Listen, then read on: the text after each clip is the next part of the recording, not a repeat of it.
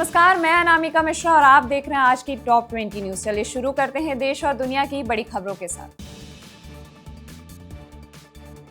दिल्ली में चल रहे छात्र आंदोलन को लेकर सरकार और प्रदर्शनकारियों के बीच बातचीत का दौर जारी है। प्रदर्शनकारी अपनी मांगों पर कायम है, जबकि सरकार का कहना है कि बातचीत से समाधान निकालने की कोशिश की जा रही। अब सभी की नजर इस बात पर है कि आने वाले 1-2 दिनों में कोई ठोस फैसला निकलता है या नहीं। फिलहाल राजधानी का माहौल शांत है, लेकिन मामला अभी पूरी तरीके से खत्म नहीं हुआ है। पेपर लीक के मामलों को लेकर सरकार अब और सख्त कदम उठाने की तैयारी में है। रिपोर्ट्स के मुताबिक कानून में बदलाव कर दोषियों पर भारी जुर्माना और कड़ी सजा का प्रावधान किया जा सकता है। सरकार का कहना है कि युवाओं के भविष्य के साथ खिलवाड़ किसी भी कीमत पर बर्दाश्त नहीं किया जाएगा। इस फैसले पर छात्रों और अभिभावकों की नजर बनी हुई है।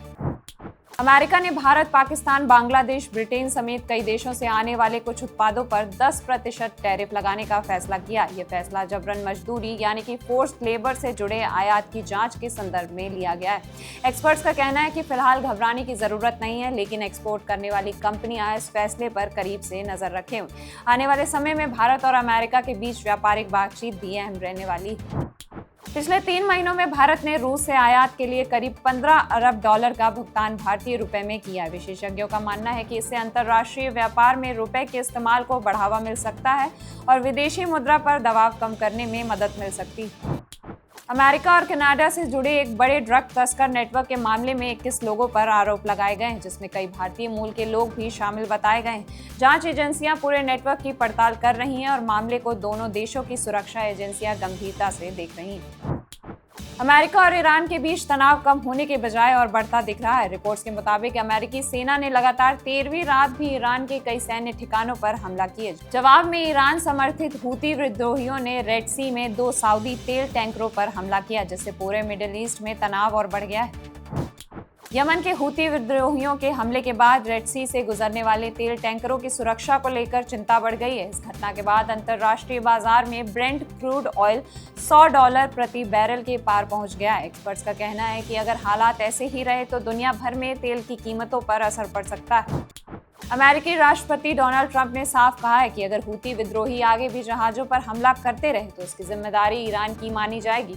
उन्होंने ईरान और उसके सहयोगियों के खिलाफ कड़ी सैन्य कार्रवाई की चेतावनी भी दी है। इससे क्षेत्र में तनाव और बढ़ गया है। इराक के उत्तरी हिस्से में एक अमेरिकी सैन्य अड्डे के पास धमाकों की खबर सामने आई है। हालांकि नुकसान का पूरा आकलन अभी तक नहीं हुआ है, लेकिन इस घटना के बाद अमेरिकी सेना ने पूरे इलाके में सुरक्षा और निगरानी बढ़ा दी। संयुक्त राष्ट्र महासचिव ने कहा है कि मिडिल ईस्ट का संकट अब बेहद गंभीर होता जा रहा है। उन्होंने सभी पक्षों से संयम बरतने और बातचीत के जरिए समाधान निकालने की अपील की। दुनिया की नजर अब इस बात पर है कि आने वाले दिनों में तनाव कम होगा या संघर्ष और बढ़ जाएगा। कल शेयर बाजार लगातार 5वें दिन गिरावट के साथ बंद हुआ। बीएसई सेंसेक्स करीब 332 अंक टूटकर 76,059.77 पर बंद हुआ, जबकि एनएसई निफ्टी 23,767.45 के स्तर पर बंद हुआ। बाजार पर यूएस ईरान तनाव, कच्चे तेल की बढ़ती कीमतों और विदेशी निवेशकों की बिकवाली का असर देखने को मिला। अब निवेशकों की नजर अगले हफ्ते आने वाले कॉर्पोरेट नतीजों और वैश्विक घटनाक्रम पर रही। अगर आप आज सोना खरीदने की सोच रहे हैं तो खरीदारी से पहले अपने शहर का लेटेस्ट गोल्ड रेट जरूर चेक कर लें। एक्सपर्ट्स का मानना है कि 24 कैरेट सोने की कीमत में करीब 200 से 500 प्रति 10 ग्राम तक का उतार चढ़ाव देखने को मिल सकता है। मिडिल ईस्ट में जारी तनाव, डॉलर की चाल और ग्लोबल मार्केट की हलचल का असर सोने की कीमतों पर बना हुआ है। फिलहाल सोने में बड़ी गिरावट या तेज उछाल के संकेत नहीं है, लेकिन बाजार में हल्की वोलेटिलिटी बनी रह सकती है। अगर आप आज पेट्रोल या डीजल भरवाने की सोच रहे हैं तो फिलहाल राहत की खबर है। एक्सपर्ट्स का मानना है कि 25 जुलाई को पेट्रोल और डीजल की कीमतों में किसी बड़े बदलाव की संभावना नहीं। हालांकि मिडिल ईस्ट में जारी तनाव और $100 प्रति बैरल के ऊपर पहुंचे कच्चे तेल की कीमतों पर लगातार नजर बनी हुई है। अगर अंतर्राष्ट्रीय बाजार में बड़ा उतार चढ़ाव होता है तो आने वाले दिनों में ईंधन की कीमतों पर असर पड़ सकता है। इसलिए गाड़ी की टंकी फुल कराने से पहले अपने शहर का लेटेस्ट रेट जरूर चेक कर लें।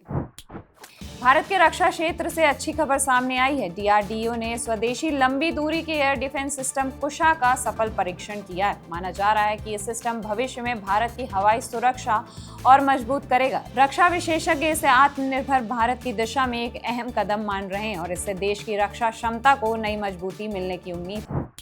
जम्मू कश्मीर के अनंतनाग में एक पुलिस अधिकारी की हत्या के बाद पूरे इलाके में सुरक्षा व्यवस्था और कड़ी कर दी गई है। सुरक्षा बलों ने तलाशी अभियान तेज कर दिया है और संदिग्धों की तलाश जारी है। सरकार का कहना है कि दोषियों को जल्द पकड़ने के लिए हर संभव कदम उठाए जा रहे हैं। केंद्र सरकार ने गिटहब से ब्लूटूथ आधारित मैसेजिंग ऐप बिटचैट को हटाने का निर्देश दिया है। सरकार का कहना है कि इस ऐप का गलत इस्तेमाल देश विरोधी तत्व कर रहे हैं।